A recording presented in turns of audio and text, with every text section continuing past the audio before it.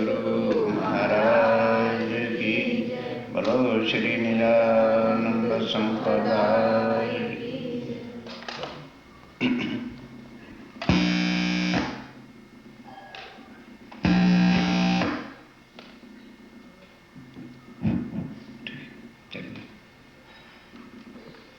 फिर यहाँ से पथलिया होय चली फुरसद, दिन दिन चढ़ते गए यही कसनी की हद।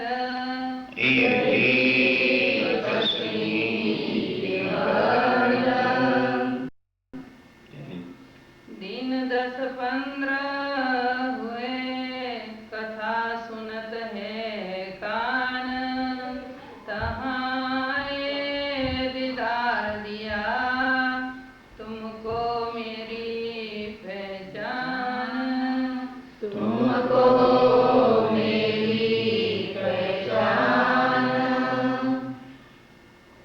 प्राणों के आधार आत्म संबंधी श्री सुंदर साहब जी, आज की चर्चा का विषय खाली सुनने लायक ही नहीं, समझना भी है।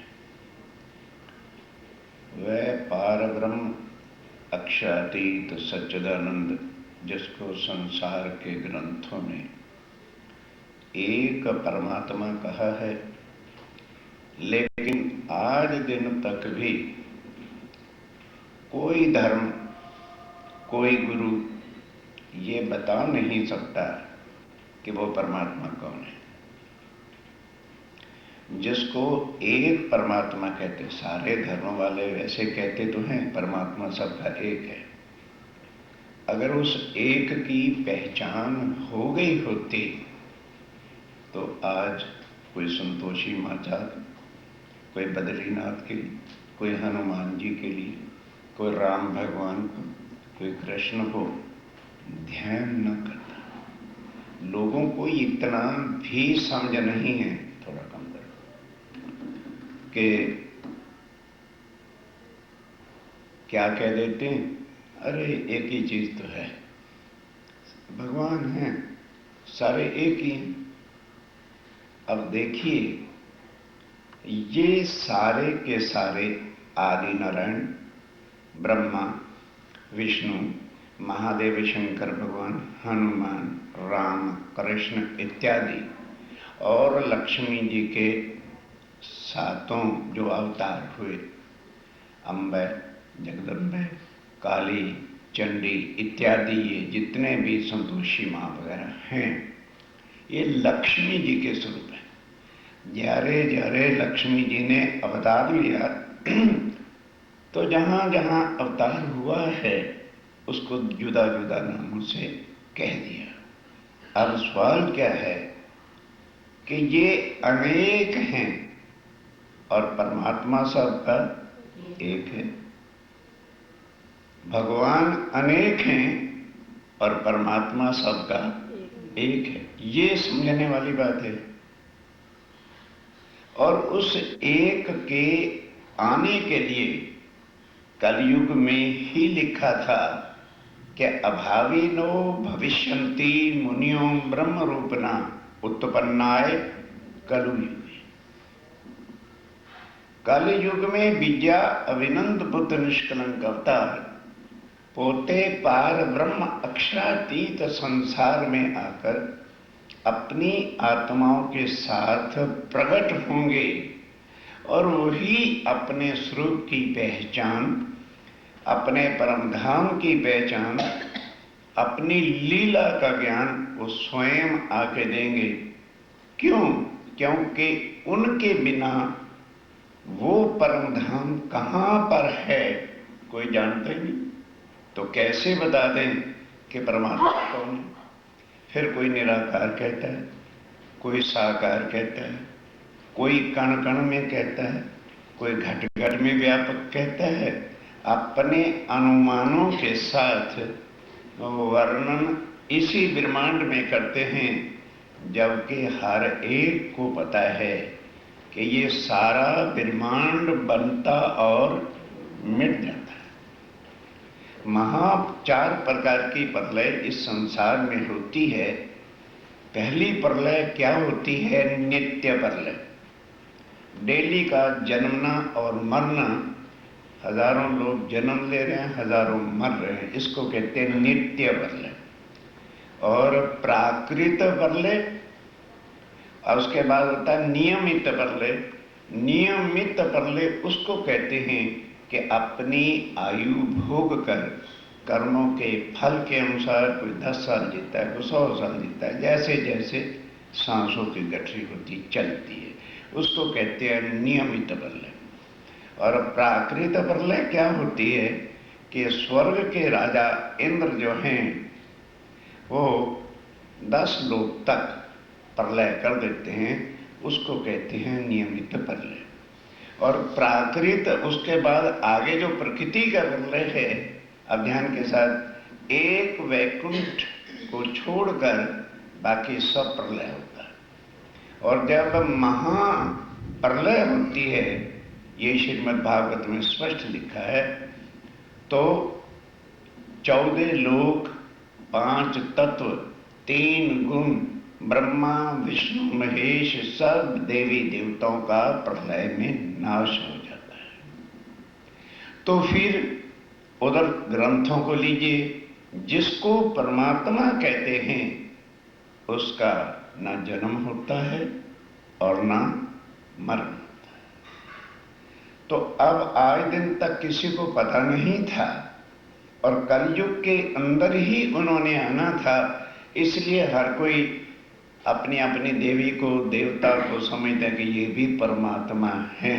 ये परमात्मा नहीं हैं, ये जन्मते और मरते हैं। राम भगवान पोते रामायण में कहे छे, नेति नेति जहि वेद निरूपा, कि जिस पार ब्रह्म को वेदों ने भी नेति नेति करके कहा है, निजानंद निउपाधि अनुपा, उस पार ब्रह्म अक्षरातीत के निज आनंद स्वरूप को संसार का कोई शब्द शोभा कहा ही नहीं जा सकता, क्योंकि वो इस दुनिया के शब्दों से परे की बात है, शब्दातीत है।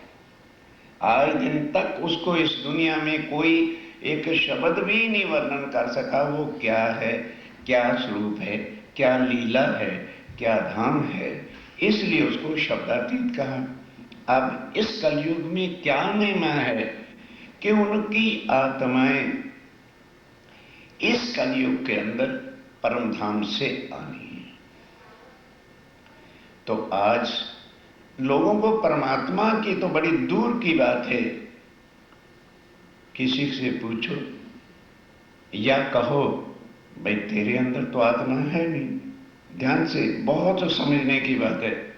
तो लोग क्या कह देते, वाह महाराज जी कैसा ज्ञान सुना रहे हैं, अगर हमारे अंदर आत्मा नहीं है तो हम जिंदा कैसे?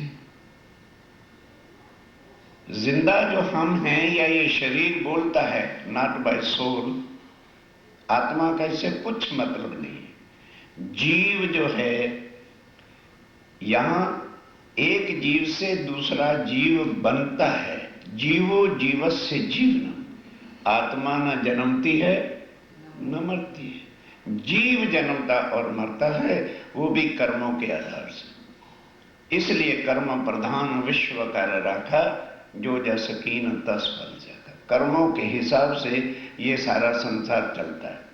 क्या आत्मा कर्म करती है? क्या आत्मा कर्म करती है? जीव कर्म करता है, जीव योनियां भोगता है, आत्मा कर्मों से रहित है। अब वो जो आत्मा कर्मों से रहित है, उसका जो मालिक है, उसका जो धनी है, उसका जो प्राणनाथ है, उसको कहते हैं पूर्ण ब्रह्म सच्चिदानंद। इस दुनिया में उनके बिना कोई पूर्ण ब्रह्म है ही नहीं, क्योंकि जन्मते हैं। कृष्ण स्वयं गीता में क्या कहते हैं, अर्जुन मैं भी तेरी तरह से लाखों जन्म ले चुका हूं, पर तुझे मेरे जन्मों का खबर नहीं है, मैं तेरे जन्मों को जानता हूं, मारता हूं, क्योंकि वो सारा मेरे हाथ में है, और मैं भी जन्मता और मरता हूं। तो अब सोचिए, थिंक ओवर इट, कि जो स्वयं जन्मता और मरता है वो हमें कहां से मुक्ति देगा?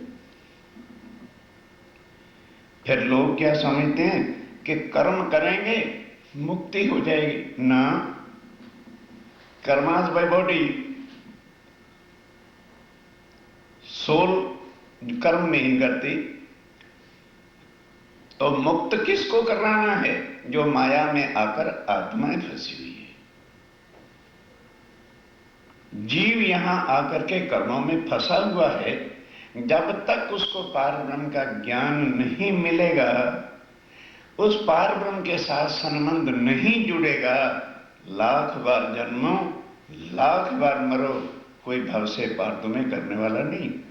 ना कोई गुरु कर सकता है, ना तुम्हारी देवी कर सकती है, ना तुम्हारे देवता कर सकते हैं। वो तुम्हें कर्मों से जन्म देंगे, मारेंगे, जैसा कर्म करोगे वैसा ही फल मिल जाएगा। हाँ, कर्म प्रधान विश्व कर राखा, जो जस कीन तस फल जाना।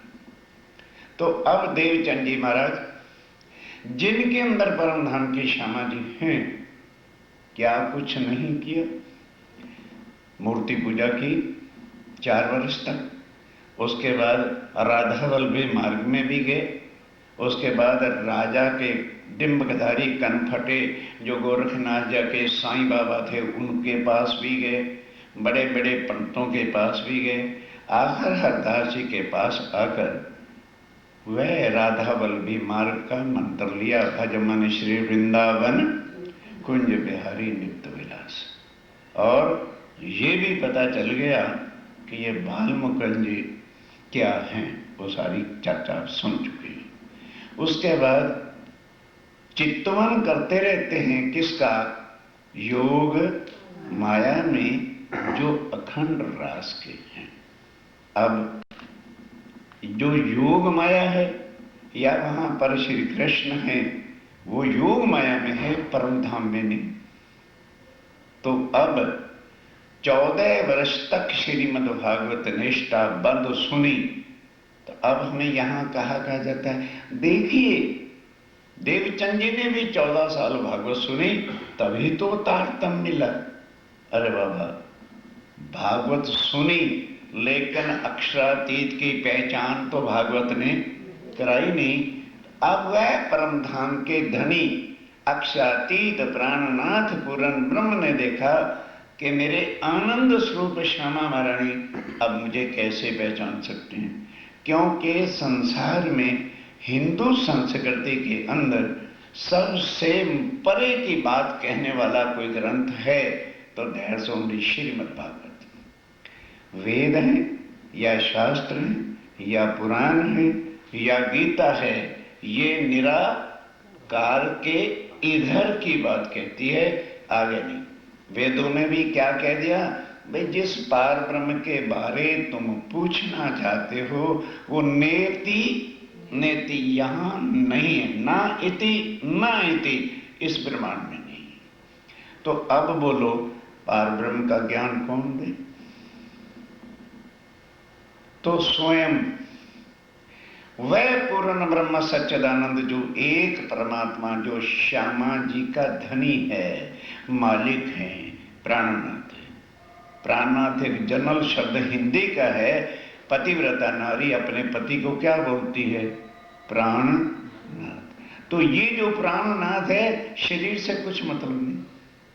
वो किसका प्राणनाथ है? हमारी आत्मा का मालिक है, उसको प्राणनाथ कहते हैं। प्राणनाथ किसी देह का नाम नहीं। Prannath is not the name of a body. Prannath किसी व्यक्ति का नाम नहीं।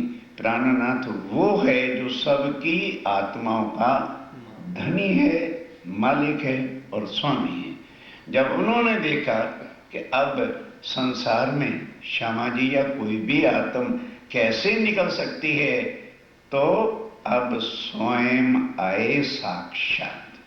आए साक्षात, दिया दीदार। दीदार मैंने दर्शन देते हैं। कहाँ? नौतनपुरी में, श्याम जी के मंदिर में।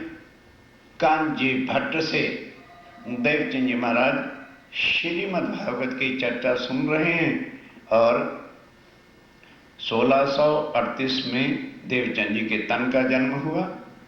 अब 1678 आसो सुदी एकादशी सोमवार का दिन था और प्रातः 8 बजे का समय।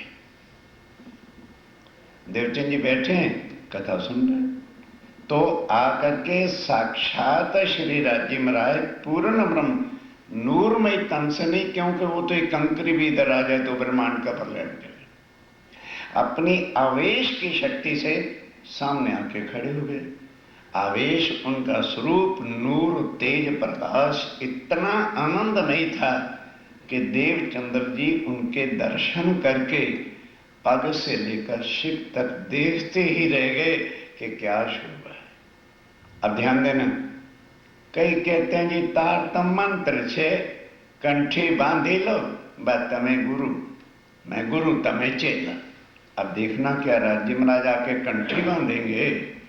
बाबा मंत्र उन देवी देवताओं, ध्यान दो, सब समझने की कोशिश करो कि what is the difference between Tartam and दूसरे देवी देवताओं के मंत्र, जैसे ओम नमः शिवाय। तो अब उसका रगड़ा लगाइए, 32 लाख बार जाप करिए ओम नमः शिवाय, ओम नमः शिवाय, ओम नमः शिवाय। तब शंकर भगवान जी के दिल में दया आवे तो आके दर्शन दें, नहीं तो रद्द। अब ये कौन है जो कभी भी अपनी आत्माओं से जुदा हो नहीं सकते, और आत्माएं कभी उस प्राणनाथ से जुदा नहीं हो सकती जो लिखा है शास्त्रों में, आत्म एव परमात्मा। अब स्वाध्याय धर्म, लेकिन वो किनका पाठ करते हैं? जो पहले ही गीता के अंदर 6 धर्मों की बात कही है। कौन कौन सा धर्म है?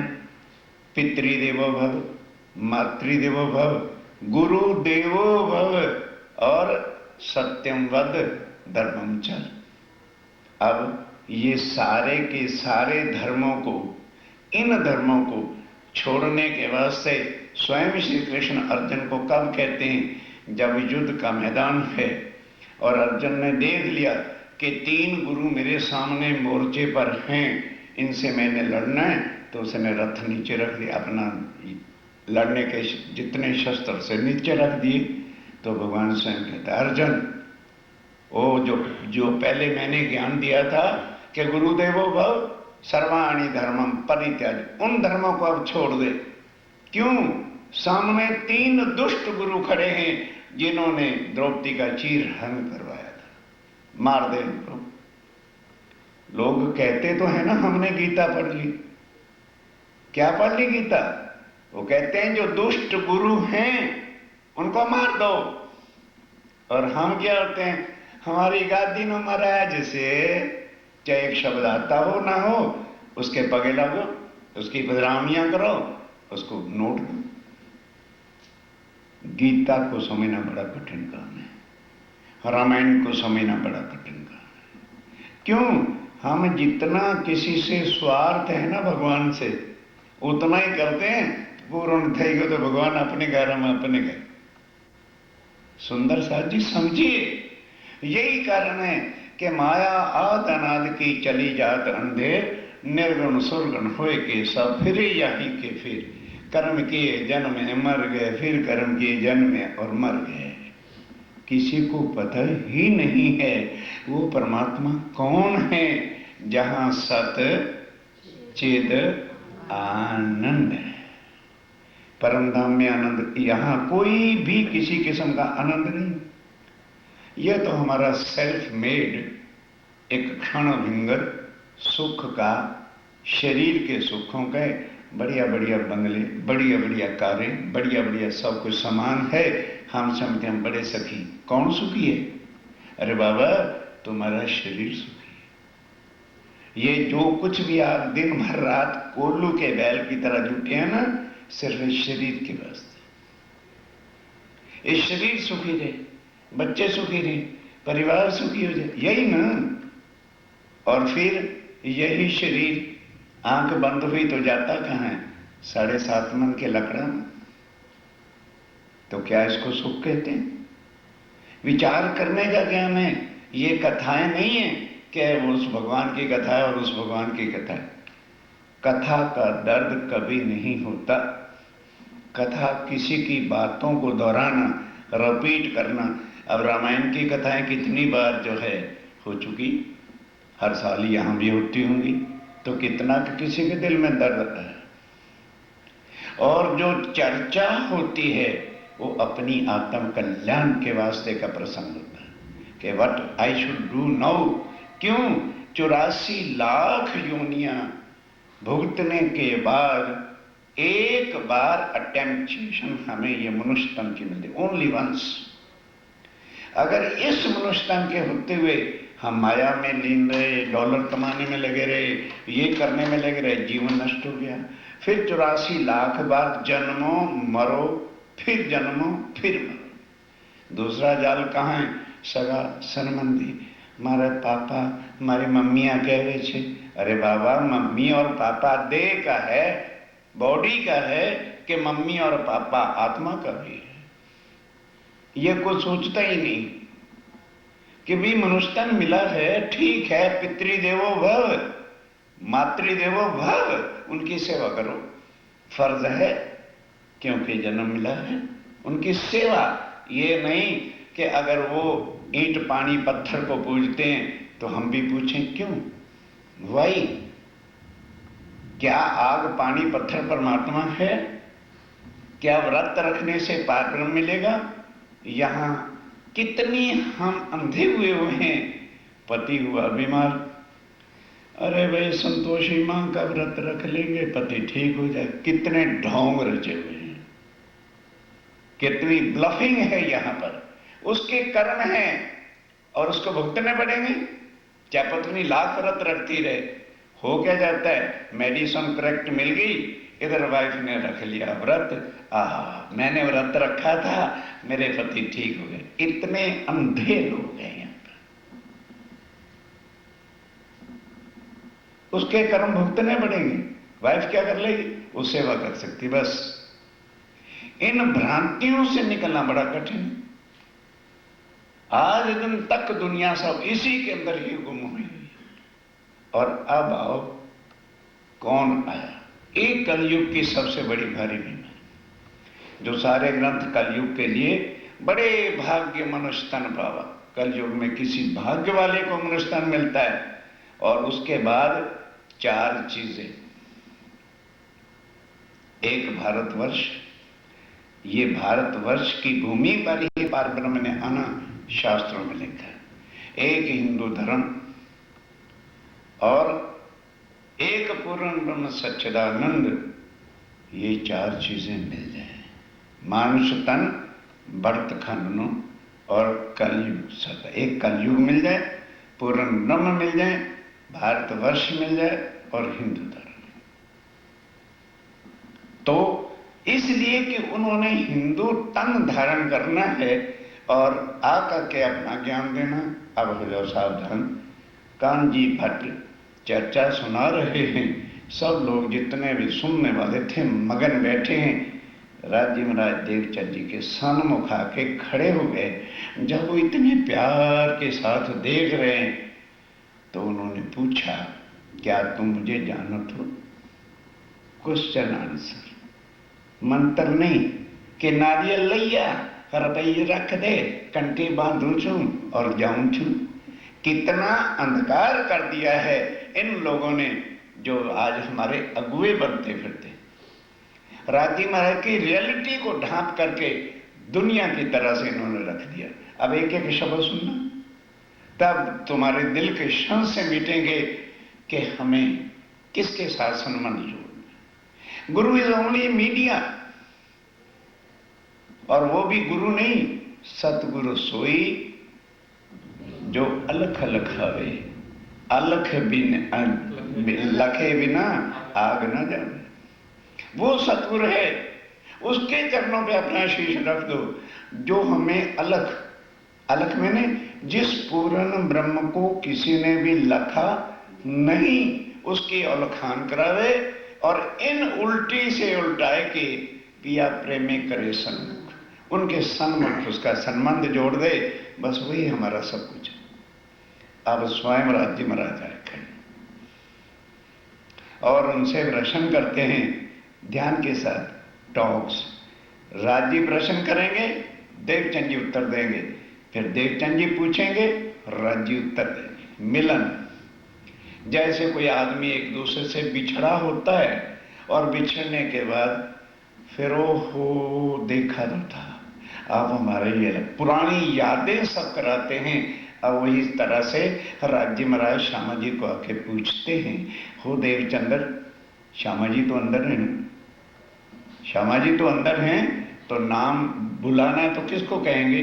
देवचंद्र, क्योंकि इस समय वो देवचंद जी के तन में आत्मा बैठी हुई है, पूर्ण ब्रह्म तो जानता है।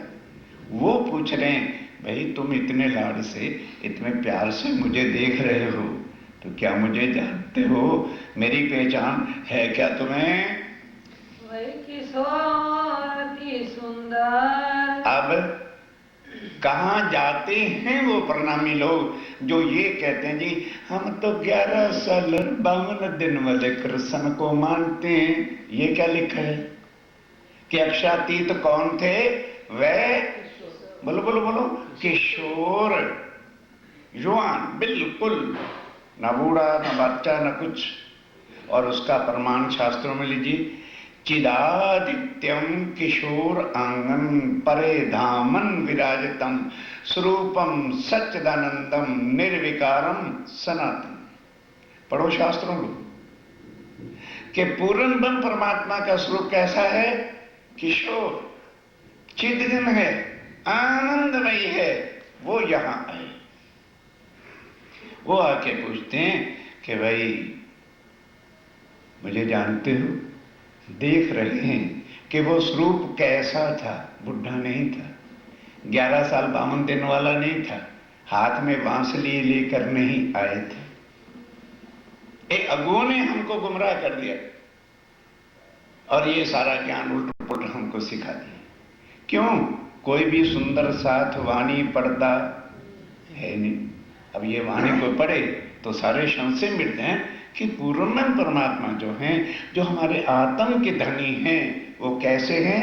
किशोर। और हैं कैसे? अति सुंदर, जिनकी सुंदरता का वर्णन मुख नहीं कर सकता, तो उसको क्या कहा जाता है? भाई अति सुंदर है, उपमा से बाहर। उनकी सुंदरता का वर्णन नहीं किया जा सकता। स्वरूप खेला जो वृंदावन। अब यहाँ क्या है कि देखिए, वृंदावन वाला आया कि नहीं आया? गलत अर्थ है। स्वरूप खेला, रूप नहीं। ये हमारा रूप है कि स्वरूप?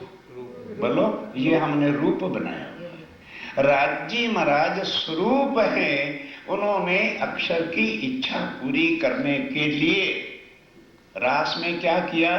रूप धारण किया। कैसा? नया, ब्रज वाला नहीं था। ध्यान के साथ चौपाई सुनिए, रास की चौपाई है। प्यू हमारो नौतन, प्यू हमारो नौतन, और नौतन श्रृंगार में हमारो नौतन, और नौतन आकार। राज्य ने नया तन धारण किया और उसके अंदर बैठ करके लीला की थी। तो स्वरूप क्या हुआ? राज्य महाराज। और रूप क्या हुआ? बांके। उस तन में बैठ के जो लीला की थी, ऐसा ही स्वरूप लेके सवाल ये है, क्यों आए? क्योंकि देवचंद जी महाराज किसका चित्तवन करते थे?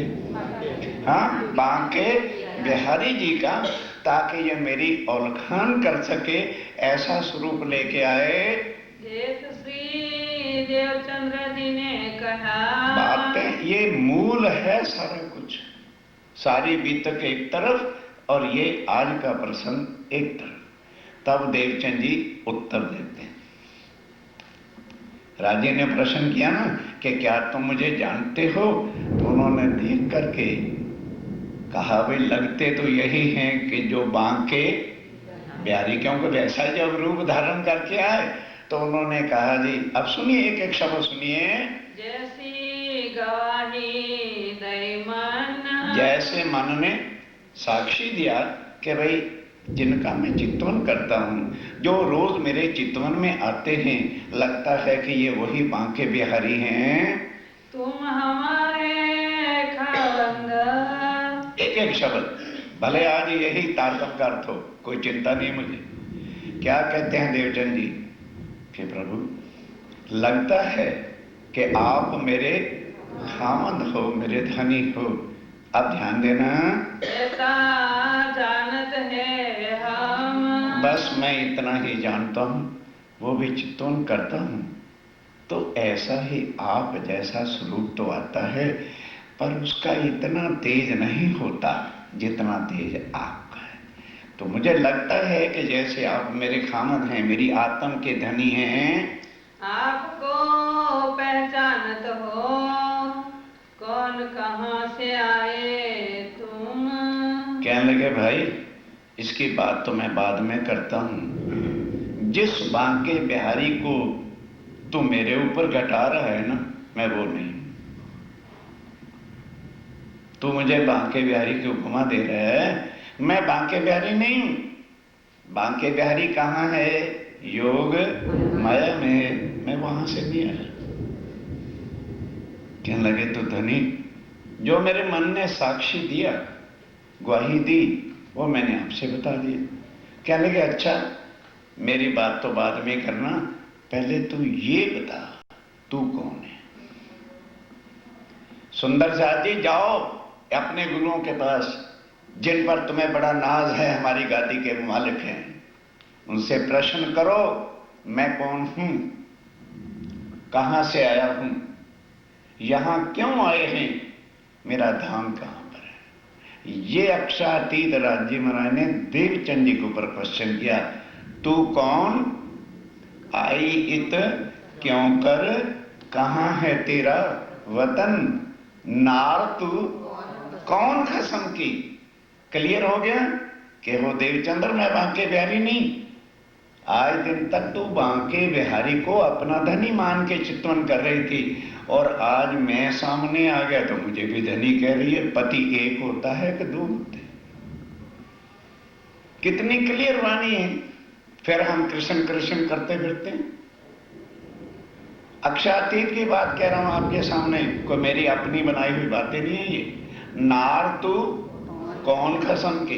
क्लियर है? कौन का मतलब क्या कि मैं बांके बिहारी नहीं। जब ये बात कह दी कि मैं बांके बिहारी नहीं, तो किसकी पत्नी है? इतना हम जानत है। दो प्रश्न राज्य महाराज ने किए, दोनों में से एक का भी उत्तर देवचंद जी दे नहीं सके।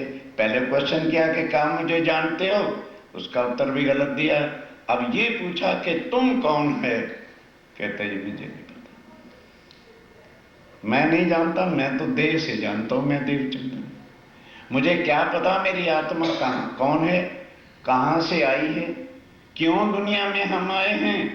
और जो पति करके आपको कह दिया, वो भी ऐसा लगा कि जैसे आप बांके बिहारी हैं। जब आपने ही कह दिया मैं बांके बिहारी नहीं हूं, तो बस मुझे कुछ पता नहीं है धनी। बस मेरे मन ने ग्वाही दी कि आप जैसे वो हैं, तो मैंने ये शब्द कह दिया, जो धनी हमारे तुम। मेरे मन ने साक्षी दिया, ग्वाही दी, तो मैंने आपको धनी कह दिया है। कहा तुम ऐसा ही जानत। कहने लगे यही 40 साल में तुमने भागवत सुनी है, यही भागवत से लिया है। भागवत किसी को उसकी आत्मा की पहचान या पूर्ण ब्रह्म की पहचान कराती नहीं। योग माया तक का ज्ञान उसके अंदर है। और यहाँ हमें क्या बताया जाता है, सुंदर साथ बेचारे के पास फुर्सत होती नहीं, ना वाणी वो पढ़ती है, बस जो हमारे बड़े मुरब्बी कह रहे हैं, अगुए कह रहे हैं, वही ठीक है। अरे देखिए देवचंद जी ने 14 साल तक भागवत सुना था, तुम भी पहले भागवत सुनो, चलो जी भागवत के मरण जाओ। वो भागवत व्यास राजा परीक्षित के प्रश्नों का उत्तर नहीं दे सका, तो भागवत क्या हमें परम धाम ले जाएगी? भटको नहीं सुंदर साथ, ये वाणी है अक्षरातीत पूर्ण ब्रह्म परमात्मा के अपने मुखार बिंद के शब्द है, वार्ता हो रही है। अब ध्यान के साथ सुनो। नाम तुम्हारा भाई सुंदर। ध्यान के साथ आओ, वो पढ़ो ना, आओ तो बताने हम इसे ऊपर लगा क्या कहा कि बस इतने सालों तक तूने घर छोड़ा, बार छोड़ा, इतने गुरु धारण किए और 14 साल से भागवत भी सुन रहे हो, तो क्या इतना भी तुझे नहीं पता चला? अब बतावे हम। ध्यान के साथ अक्षरातीत कह रहे हैं, अब बतावे हम। आओ अब मैं बताता हूं मैं कौन हूं, तुम कौन हो। और ध्यान देना कि तुम 14 वर्ष सुधी बांके बिहारी को याद करते रहे, वो एक बार भी तेरे सन्मुख आया नहीं और मुझे तुमने कभी भी याद किया नहीं, और मैं बिन बुलाए तुम्हारे पास क्यों आ गया भाई? आओ मैं बताता हूं बात क्या है। नाम तुम्हारा भाई सुंदर। दूसरे प्रश्न का उत्तर कि देखो ये जो देह है ये केवल माया का खेल देखने के वास्ते मिली है। तुम परम धाम की श्यामा महारानी हो और सुंदरबाई हो। तुम लोगों ने परम धाम के अंदर इश्क रबद किया, वो परम धाम की सब बातें याद कराएंगे, तुमने ये खेल मांगा तो फिर बताया जो आज दिन तक कोई बता नहीं सकता कि आत्मा न जन्मती है न मरती है। वो ध्यान के साथ जीव जन्मता है, आत्मा नहीं जन्मती। हम क्या कह देते हैं, अजी मेरी आत्मा आज दुखी है। अरे तेरे अंदर आत्मा है ही नहीं तो दुखी किसने होना? ध्यान के साथ बहुत आराम से समझा रहा हूं। जीव दुखी होता है, जीव जन्मता है, जीव को कष्ट होता है, बच्चा नहीं मानता, वाइफ से लड़ाई झगड़ी है या कुछ और झंझट है तो जीव दुखी होता है। आत्मा दुखी हो ही नहीं सकती क्योंकि आत्मा का स्वरूप क्या है? सत चिद आनंद। तो आनंद का जो स्वरूप है वो दुखी कहां से हो जाएगा? क्या सूर्य की किरण कभी अंधेरा कर सकती है? बोलो। सूर्य की किरण होवे वो अंधेरा करेगी कि उजाला करेगी? तो आत्मा फिर जो सदा आनंद का ही स्वरूप है वो दुखी कहां से हुई? ये समझने की बातें तब बताया कि तुमने परमधाम में खेल मांगा तो पहली बार अब वो बता रहे हैं कि मैं कभी भी तुमसे जुदा हो नहीं सकता और तुम मेरे से जुदा नहीं हो सकते।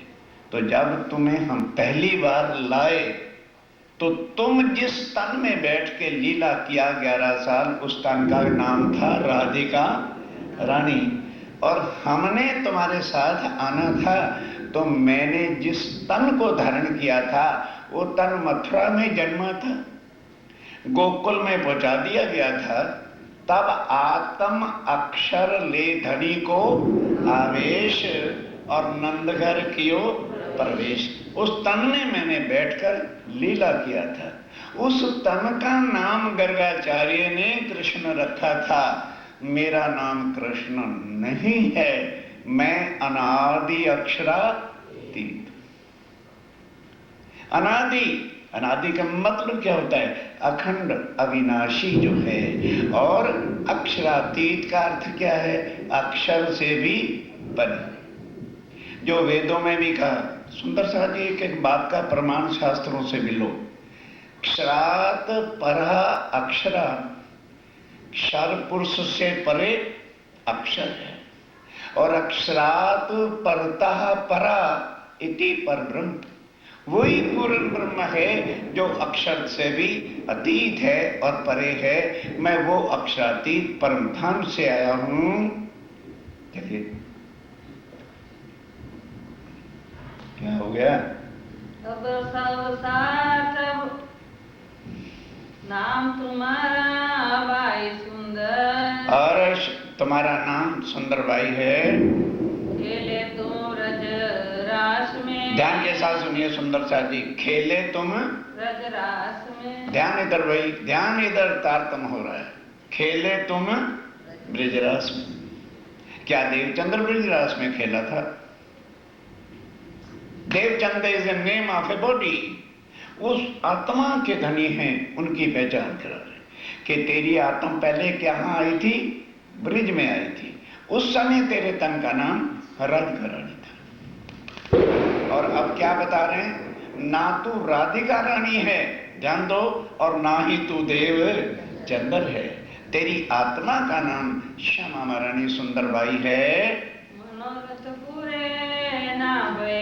अब ध्यान देना, तुम आए ब्रजरास में, ब्रज की लीला भी देखी, रास की लीला भी देखी। उसके बाद ब्रिज और रास को अखंड करके जब परम धाम गए तो तुम्हारी इच्छा पूर्ण नहीं हुई थी, इसलिए तुमने कहा कि धनी हमें फिर खेल दिखाओ। एक तीसरा तुम्हारे लिए फिर खेल रखा है, और इसमें तुम्हें जो परम धाम की श्यामा महारानी है उसको देवचंद जी के तन में, तुम्हारे तन में रखा है। ये तीसरा हुआ 3 से। इसलिए तीसरा ब्रह्मांड हुआ क्योंकि तुम्हारी इच्छा पूर्ण हुई नहीं थी। अब सब साथ बुलाएंगे। देखो, एक एक चुपई को सुनते चलिए। अब क्या करो, तुम श्यामा रानी हो और बाकी सब आत्माएं तुम्हारे अंग हैं। ध्यान देना, श्यामा जी ने अंग हो सुंदर साथ, हम बाकी सब आत्माएं किसके अंग हैं? श्यामा जी की। और श्यामा जी किसके अंग हैं? अक्षरातीत राज्य महाराज के। तो कहते हैं देखो भाई, मेरा काम पूर्ण हो गया, मेरे अंग तुम हो, मैंने तुम्हें जगा दिया। अब 12,000 तुम्हारी आत्माएं जाके जगा, मैं क्यों जाऊं? तुम जाओ, उनको जगा के लाओ। तुमने एक पालकी बना के मेरे से परम धाम में बाइस किया था। तुमने भी सुंदर साथ का सब आत्माओं का साथ दिया था, मेरा तुम नहीं दिया। अब तुम मेरे अंग हो, मैंने तुमको जगा दिया, बाकी झमेला तुम करो, अपना उठाओ, जाओ, ढूंढो, लाओ उनको। अब एक एक बात समझिए, अब इसको वाणी से सुनो। लियाओ बुलाए तुम रूह अल्लाह, लियाओ बुलाए तुम रूह अल्लाह, रूहें मेरी जो आशिक, उनको लाओ बुला के। क्यों? रब्द किया इष्ट वास्ते, कईयों कहलायो हक। कहना भाई तुमने मेरे साथ मिलकर राज्य से इश्क रब्द किया था, अब चलो हमको खेल दिखावन काज, हमसे पहले आए शिवराज। जाओ उनको बुला के ले आओ, और फिर ये ना रोज पूछना जी परम धाम कब चलना है, मैं तैयार हूं, उनको ले आओ बुला के। कहते हम तो लेने के लिए आए हैं, हम आए हैं इतने काज ब्रह्म सृष्टि लेने का, परम धाम की आत्मा को लेने के लिए आया हूं। अब तुम उनको इकट्ठा करके ले आओ, मैं तैयार हूं। जिस दिन इकट्ठा करके ले आओगे परम धाम ले चलूंगा। आओ अपने धाम, बस उनको बुला के ले आओ, अपने घर चलते हैं। धनी मेरे साथ कहाँ है? और ये हैं बातें समझने वाली। क्यों? हम क्या कह देते हैं, रामत वहां गया था, 250 कंठी बांधी दी थी, बस जागनी हो गई, कंठी बांधने से जागनी हो गई। अब देवचंद्र जी हैरान हैं, जागनी करूं कैसे? मुझे क्या पता, किसी के मत्थे पर पट्टी तो लिखी नहीं गई ये ब्रह्म सृष्टि है, ये ईश्वर सृष्टि है कि ये जीव सृष्टि। तो पूछते हैं धनी, वो जो परम धाम की आत्माएं हैं, वो जो सुंदर साथ है, वो कहां पर है? मुझे उसकी डायरेक्टरी दे दो, तो मैं उसका ड्रेस पढ़ के चला जाऊंगा उनके पास और जाके जगा लाऊं। अब एक एक बात को समझिए। कहा में भेजो तमाम, वार्ता हो रही है कि मंत्र भाई? एक बात राज्य करते हैं तो एक बात देवचंद जी श्यामा महारानी करते हैं। उन्होंने क्या कहा कि वो आत्माएं कहाँ है, वो सुंदर साथ कहाँ है? कहने लगे तुम्हें नहीं पता, तुम जागनी नहीं कर सकते, और हम जागनी के ठेकेदार बने हुए हैं। रामतवा क्या था, 250 कंठी आप भी दी थी, बस हम समझते हैं जागनी होगी कंठी बांधने से। राज्य कह रहे हैं श्यामा महारानी तू भी जागनी नहीं कर सकती। क्यों? जो जागता हो वही तो जगाएगा। तो जिसके ऊपर खुद फरामोशी है नींद के आवरण में, वो किसी को क्या जगाएगा? मानो इधर हम 12 आदमी सो रहे, तो एक जाग रहा है लेकिन वो इस रूम में नहीं और है दूसरे में, वो आके देखता है तो सारे ही सोए पड़े हैं। अब वो जागता जो है वो ही जगाएगा कि जो सो रहे हैं वो भी जगाएंगे। सब आत्माओं के ऊपर आवरण है और ठेका लेते हैं हम जागनी कर रहे हैं। जागनी का काम कौन करेगा? केवल अक्षर तीत जो स्वतः जागते।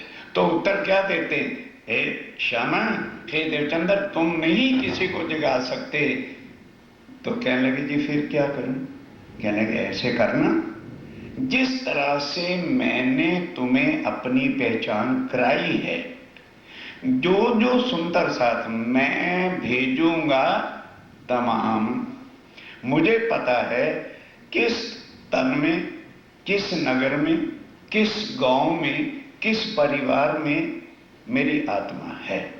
मैं उसको किसी ना किसी कारण से तुम्हारे पास लाऊंगा। कई लोग कहते हैं अरे तो परवाही लड़की आ गई। अरे बाबा, शरीर ही तो परवाही है, उसके अंदर आत्मा है। तो राज्य महाराज उसको कहीं ना कहीं से सगाई लगन करके तुम्हारे घर लाए हैं। अब उसको तारतम्य मिलेगा, उसकी आत्म जागृत होगी। अगर वो आए नहीं, ब्याह इधर करे नहीं, तो फिर कैसे तारतम्य दिया जाएगा उसको? कैसे उसकी आत्म जागृत होगी? हम कई बार दुखी हो जाते हैं, अरे भाई 4 लड़के थे, 4 के घर परवाही लड़कियां आ गई, हमारे तो घर का दीपक बुझ गया। सोचने के ढंग देखो कितने उल्टे। अरे बाबा, ना जाने उनमें से कौन सी आत्म है, क्या है? शरीर ही तो हम अपने धर्मों के अंदर काढ़े बैठे हैं। तो राज्य महाराज क्या कहते हैं? मैं भेजूंगा तमाम सब आत्माओं को, मैं किसी ना किसी कारण से तेरे पास भेजा करूंगा। ये भागवत कागद तुम्हारा। कहने लगे और ये जो भागवत है इसको पढ़ने का मतलब क्या है? ये तो तुम्हारी की हुई लीला है, ब्रज और रास की वो कथा सामने तुम्हारी है।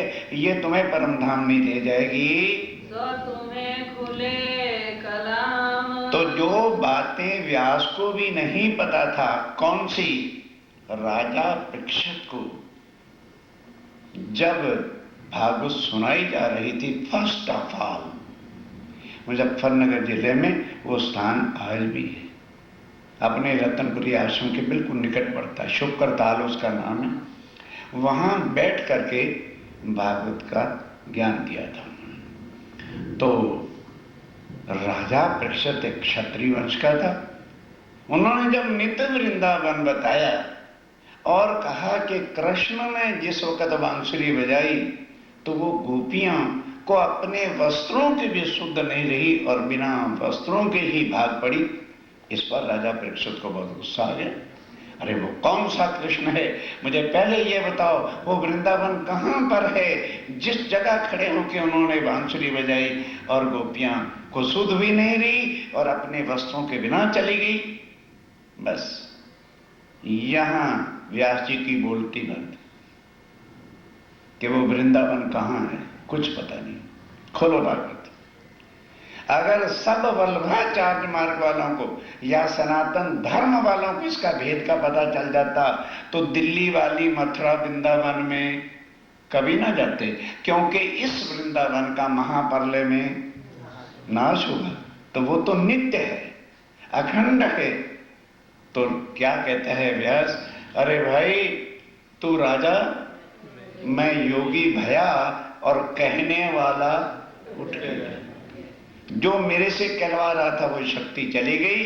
अब कल युग में वो स्वयं आएंगे, आकर के भेद बताएंगे। वो अभेद बता रहे कि भाई ये भागवत तो प्रतिबिंब की लीला जो 11 दिन की हुई थी, 7 दिन गोकुल के और 4 दिन मथुरा के, ये तो वो लीला है, अखंड लीला तो अपन ने की थी और अक्षर ने कहा अखंड कर दो, करके योग माया में अपन घर गए थे।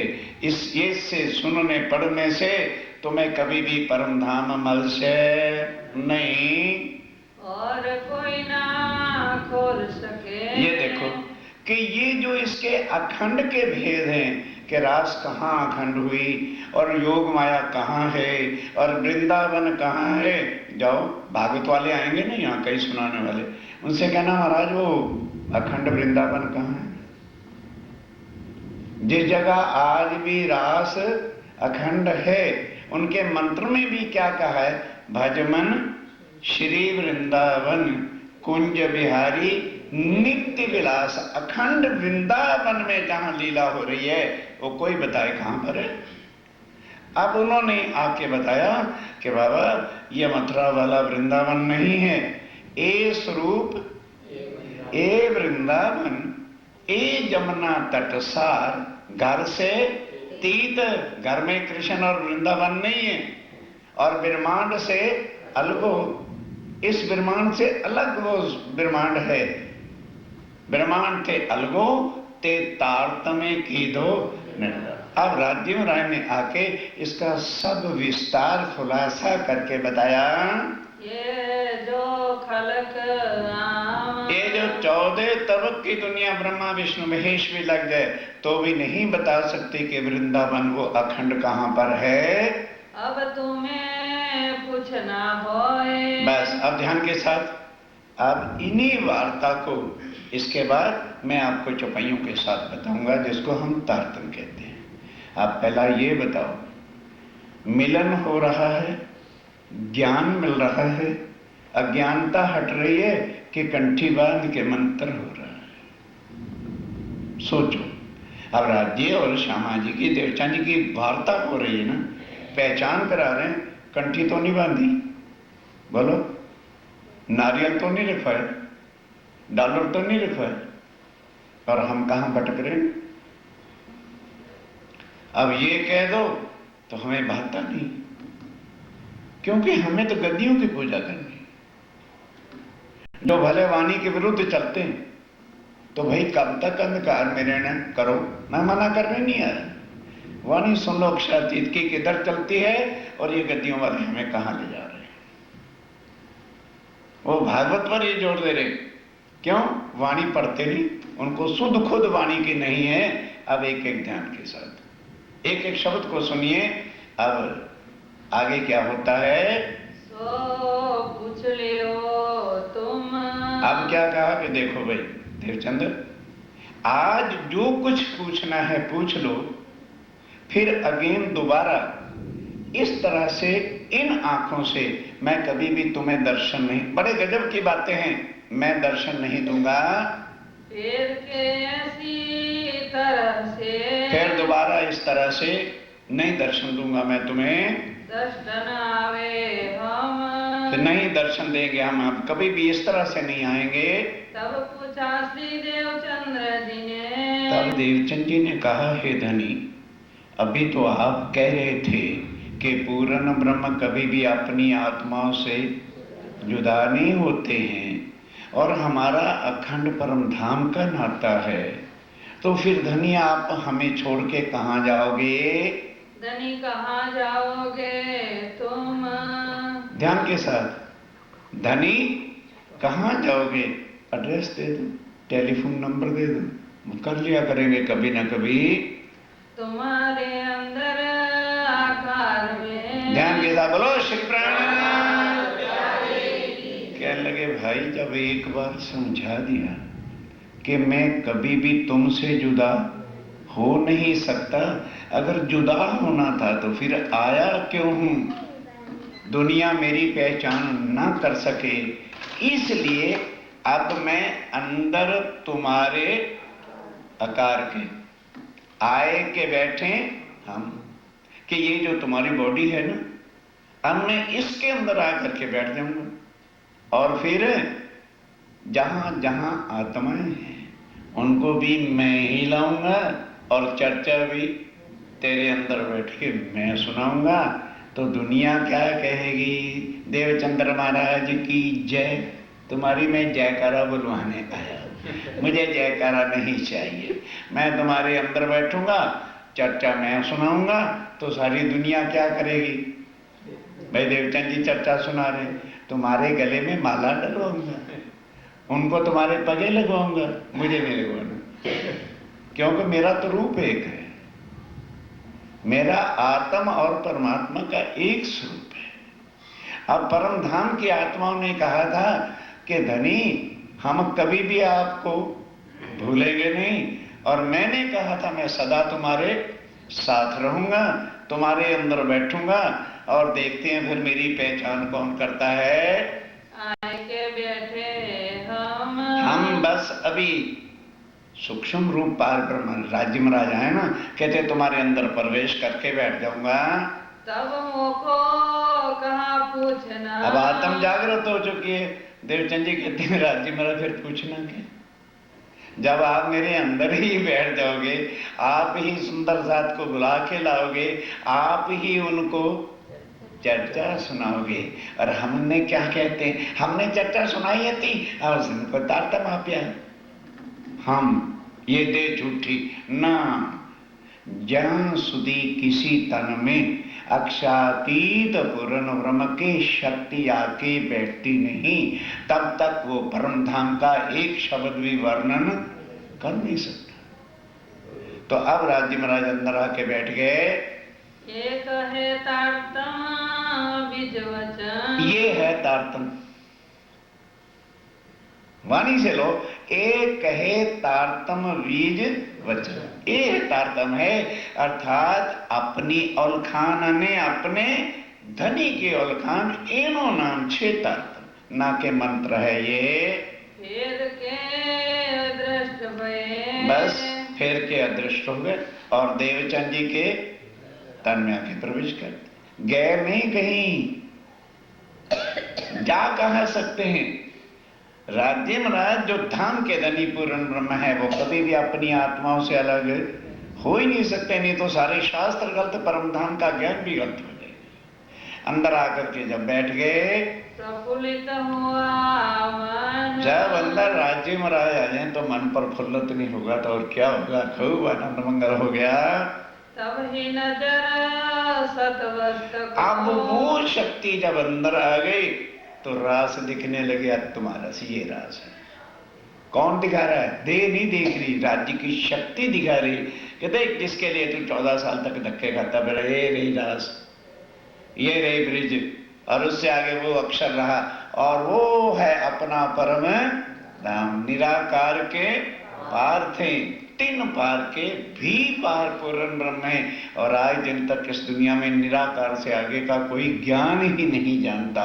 और हम क्या कह देते हैं अज्ञानता में, अरे सारे भगवान एक ही तो हैं, चाहे प्राणनाथ जी को मान लो और चाहे विष्णु को मान लो और चाहे देवी, देखो बुद्धि कहाँ मिलती है। बाकी सारे ब्रह्मांड का प्रलय होता है, सब देवी देवताओं का प्रलय होता है, पूर्ण ब्रह्म का कभी भी प्रलय हो ही नहीं सकता। वह है एक परमात्मा, ना कि ये परमात्मा है। परमात्मा अनेक नहीं है, परमात्मा एक और भगवान अनेक। जो अनेक हैं उनका लय होता है, वो एक जो है वही सुप्रीम ट्रुथ सच्चिदानंद है। जाय के पहुंची धाम, परम धाम में सुरता पहुंच गई। रजरास दो अखंड, वो ब्रिज और रास कैसे अखंड हुए थे, वो जो है सबलग के अंदर दोनों के देखा कि भाई ये तो अखंड यहाँ पर है। सूरत पहुंची तीस ठाम, तब वहां पर जो है परम धाम में सुरता पहुंची। जल्दी करो। भागवत शास्त्र की, अब श्रीमद् भागवत जिसको 14 वर्ष तक सुना था, कुछ समझ नहीं आई थी, अब सारे भेद ही खुल गए कि कौन सा नित्य वृंदावन है, कौन बांके बिहारी है। सब खुल गई नजर, सब भेद खुल गए उनको। विवेक सारी वस्तु का जो लिखा था शास्त्रों में, वेदों में, अक्षरात परा अक्षरा, सारा पता चल गया कि ये क्षर पुरुष जो आदि नारायण का ब्रह्मांड है, इसका महाप्रलय में लय होता है। ये मोह तत्व का ब्रह्मांड है और नाश होने वाला है। इससे परे कौन सा ब्रह्मांड है? योग माया का अखंड है, अविनाशी है, पर वहां पर आनंद नहीं है। उससे आगे जो परम धाम है, जो नूरमय तत्व से है, वहां क्या है? आनंद ही आनंद, अखंड पार ब्रह्म की लीला अपनी आत्माओं के साथ है। हो गई आत्म भज, आत्म को पूरा ज्ञान हो गया। उठ के आए आसन, अब ध्यान देना, अपने गृह विश्राम। अब क्या होता है कि अब कथा खत्म हो गई भागवत की, और उठ के कान जी के पास गए, कहने लगे महाराज अभी रुको ना, कि आगे जब तक मैं नहीं आता था आप भागवत शुरू नहीं करते थे, अब कल से मेरी इंतजार नहीं करना, क्योंकि मेरे माता पिता बहुत वृद्ध हो गए। कोई बहाना तो बनाओ, अब उनसे कामकाज होता नहीं, फिर मैं हूँ, मेरी पत्नी है, मेरे 2 बच्चे भी हैं, माता पिता भी है, कब तक बेचारे बूढ़े माता पिता करेंगे? तो अब मैं कामकाज करूँगा, कुछ न कुछ पैसा कमाऊँगा। तो और उनको क्या कहते कि मुझे अक्षरातीत के दर्शन हुए? ये कहने की बातें नहीं होती हैं। राज्य महाराज की जो मेहर होती है वो अपनी आत्म के सुख के लिए होती है, वो कहने की बात नहीं होती है। तो बस फिर बड़ा कांजी भाई ने कहा कि भट्ट ने कहा कि भाई कभी कभी कहना कि देखेंगे जैसे अवसर होगा, पर मेरी इंतजार ना करना, आप कथा शुरू कर दिया करना। तब आए ग्रह कि अपने घर में आ गए, ये बात में किनको कहो। अब अंदर राज्य महाराज की अभी शक्ति बैठी है तो वो बैठने नहीं देती। अरे भाई बैठ जाओ, अब ये कर लो, शरीर तो बैठता है, वो अंदर जो बैठे वो नहीं बैठने देता, तो शरीर की क्या ताकत होती बैठने की? अब अंदर राज्य महाराज कह रहे हैं कि भाई तू चल चल, आत्मा को जगाना है। तो राज्य महाराज मैं कहाँ ले चलूं? कहने के सुन फिर किसको जगाना है? जहां तुम 14 साल से भागवत सुन रहे थे ना, वहां और भी बड़े लोग सुनने वाले हैं, पर वहां एक परम धाम की आत्मा और है, जिसके तन का नाम क्या है? गांगजी भाई। कहने के जी तो फिर मैं वहां कथा में जाके उसको कैसे समझाऊं? कहने के तुम ऐसा मत करो, जब कथा खत्म होगी कांजी भट्ट की, तो तुम रोड पर बाहर खड़े हो जाना। जिन्होंने नौतनपुरी के दर्शन किए हैं ना, सड़क के इस बाजू में देवचंद जी का घर था और इस बाजू में श्याम जी का मंदिर था, आज भी है। तो वहां देवचंद जी खड़े हो गए।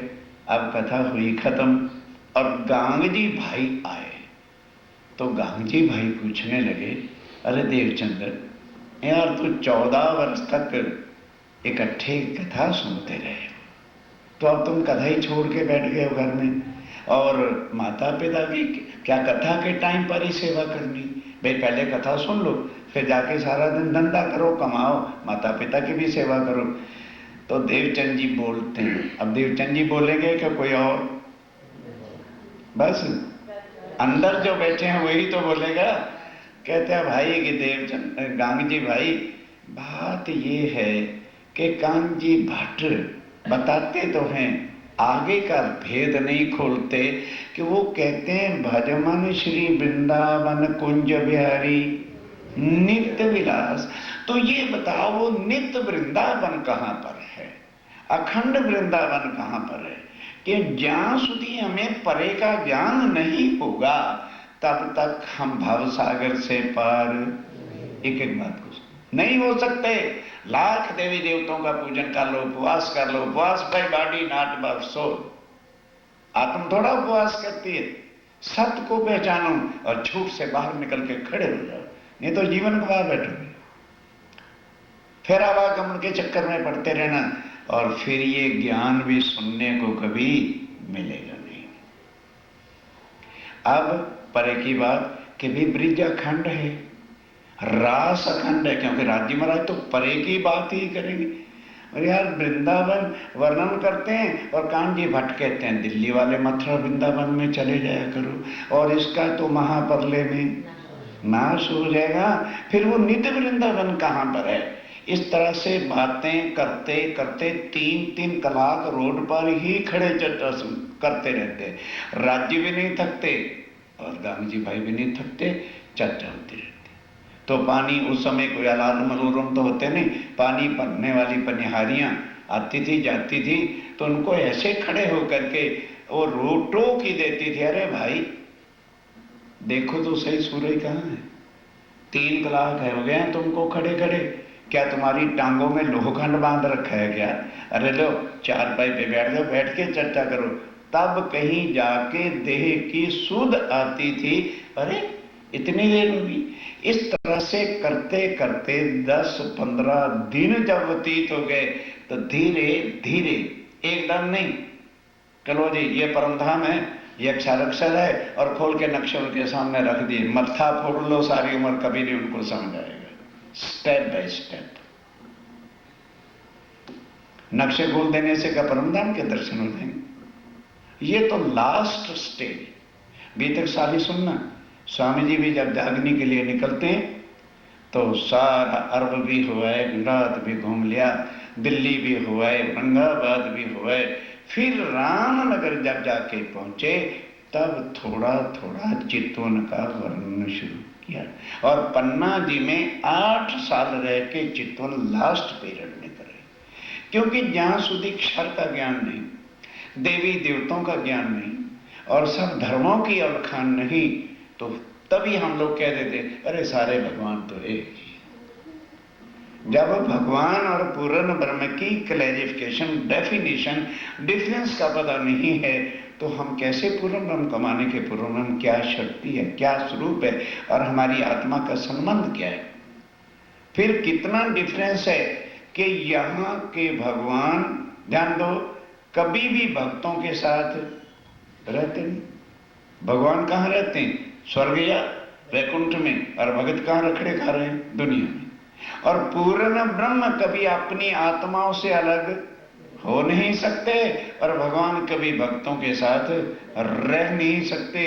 बड़ी किसी ने घोर तपस्या की और वो प्रसन्न भी हो गए, आए आके क्या कहेंगे, बेटा सू જોઈએ છે, मन एक डीकरा જોઈએ છે, तथास्तु, चल भगवान अपने घर तुम फिर रखड़े को। और ये सुनो कि हे देवचंद्र, मैं कभी भी आत्माओं से अलग हो ही नहीं सकता। ये है पार ब्रह्म की पहचान शास्त्रों के हिसाब से, आत्म एव परमात्मा। जैसे सूर्य की किरण कभी सूर्य से जुदा हो सकती है, क्या दरिया की लहर कभी दरिया से अलग हो सकती है? इसी तरह से आत्माएं जो हैं वो कभी परब्रह्म से अलग हो नहीं सकती। आत्माओं का आना संसार में हुआ तो पार ब्रह्म भी उनके साथ उतरे। ये कारण था। कौन माने इस ठाम। अब हे राज्य महाराज, ये बातें कौन मानेगा? एक ठोर कथा मिले, एक ठोर कथा के अंदर भाई गांधी देत श्रवण, गांधी भाई चर्चा सुनते, अब उनको धीरे धीरे धीरे सुनाते चले गए। तो फिर अब ध्यान देना, 15-20 दिन तक तो परमधाम की बात ही नहीं की, योग माया में अखंड ब्रिज रास की ही लीला बताते रहे। फिर कहा कि इससे आगे अक्षर भी है और परमधाम अक्षरातीत भी है। जब सुनाई पार की बान, तब धनी की भई। तब उन्होंने पूछा, हे देवचंद्र ये बता, तुम मुझसे इतना प्यार करते हो और 14 साल से हमने भागवत भी मिलकर सुनी, अब सिर्फ मेरे लिए 3-3 कलाक तुम रोड पर खड़े रह जाते हो, सच बता ये ज्ञान तुम किस पंडित से सीख के आते हो? क्योंकि कानजी भट्ट ने तो ये ज्ञान कभी दिया नहीं तो मैं भी तो वही कथा सुनता था, मैं भी सुन लेता, तो फिर ये ज्ञान कहाँ से लाए हो? तब देवचंद्र जी, नाम तो देवचंद जी कहना पड़ेगा, अंदर तो राज्य महाराज जी बात कर रहे हैं। कहने लगे, देखो भाई ये किसी का दिया हुआ ज्ञान नहीं, ना मैं किसी पंडित से कथा सुनने जाता हूँ। तब धीरे धीरे उसको बताया कि भाई इस तरह से ये बात हुई, और एकादशी वाले दिन, अब सवाल यह है राज्य महाराज एकादशी वाले दिन क्यों आए? क्योंकि आगे पीछे कथा 1 कलाक होती थी और एकादशी वाले दिन 2-3 कलाक कथा होती थी। राज्य महाराज 2 घंटे बराबर खड़े होकर के देवचंद जी के साथ सारी वार्ता की। और उसको समझाया। तब धीरे धीरे बताया कि वो भाई गांग जी भाई, इससे 17 से मुझे राज्य महाराज मिले और मैंने पूछा था कहाँ जाओगे, उन्होंने कहा अंदर तेरे आकार के ब्याह के बैठे हूं भाई, ये देवचंद्र का शरीर जरूर नजर तुझे आता है, पर तेरे से बातें अक्षरा तीत राज्य महाराज करते हैं। ये पार की बात थी। ये वाणी में आती है जो भाई, जब सुनाई पार की वाण तब धनी की पहचान हुई। देवचंद को तो शरीर को पहले से ही जानते थे, तब उसी समय उस पल उसी क्षण तब जान के धाम का धनी और सेवा करी। बस घर ले गए, घर ले गए, जाइए चाकला मंदिर, पलंग आज भी रखा है, बस आसन लगा दिया, देवचंद जी महाराज पलंग पर पधराए। अब क्या जान के कि ये देवचंद्र है? ना ना ना, यही मेरे प्राण नाथ है, मेरे धाम के धनी हैं, मेरी आत्म को जगाने के वास्ते ये तन में आकर के बैठे हैं। और फैक्ट्री थी छोड़ दी, 24 घंटे कला के टांग पर खड़े रहते हैं सेवा के वास्ते। लड़के थे कांजी भाई और श्याम जी, बस वही पैसा कमाते हैं। और कांजी भाई परम धाम की आत्म थी, कहते पिताश्री ये ब्रह्मांड और सेवा नहीं मिलनी, परम धाम मिल जाएगा, राज्य महाराज मिल जाएंगे, श्यामा महारानी मिल जाएगी, सुंदर साथ मिल जाएगा, पर सेवा मल से। तभी फिर स्वामी जी ने वाणी में भी कहा, जिन शुद्ध सेवा की नहीं ना कछु समझे बात, वो काहे को गिनावे आप साथ में, ना शुद्ध स्वप्न ना साक्षात। वो सुंदर साथ ही नहीं, जिसको ना धनी की पहचान हुई और धनी की सेवा धन्यानी करती है, जिसको ये संबंध का पता नहीं रहा, वो आत्म क्या जागृत होगी। इस तरह से अब वहां चर्चा, तो राज्य महाराज आए हैं तो कोई पलंग बेड डाल के गद्दा डालने के लिए तो आए नहीं, बस वहां बैठ गए। और वहां से अब पहले कहा था ना मैं खुद लाऊंगा और खुद ही जगाऊंगा, तो नौतनपुरी के अंदर जिन जिन तनों में आत्माएं बैठी थी वो धीरे धीरे आने लगे। फर्स्ट ऑफ ऑल राज्य महाराज ने समझा कि अगर एकदम मैं परम धाम का ज्ञान सुनाऊंगा तो कौन समझेगा। आड़ी का लीला, चमत्कारी लीला नहीं, आड़ी का लीला। कौन सी आड़ी का लीला? Now please come to the point. जैसे मानो हम टीवी की पिक्चर देख रहे हैं और देखते देखते लाइट ऑफ हो जाती पीछे से 2 मिनट 5 मिनट के लिए, और उसके बाद फिर जब लाइट आती है तो टीवी वाला पिछला सीन रिपीट करते हैं कि नहीं, कि देखने वाला लिंक को पकड़ सके। ये नहीं कि अगला सीन शुरू कर देते हैं। और क्या लिखा जाता है कि लाइट जाने का खेद है, खेद प्रकट करते हैं। तो अब हमारी रील कहां टूटी हुई है? रास में। हमारी रील कहां टूटी हुई है? रास में टूट गई, लाइट चली गई, हम चले गए परम धाम।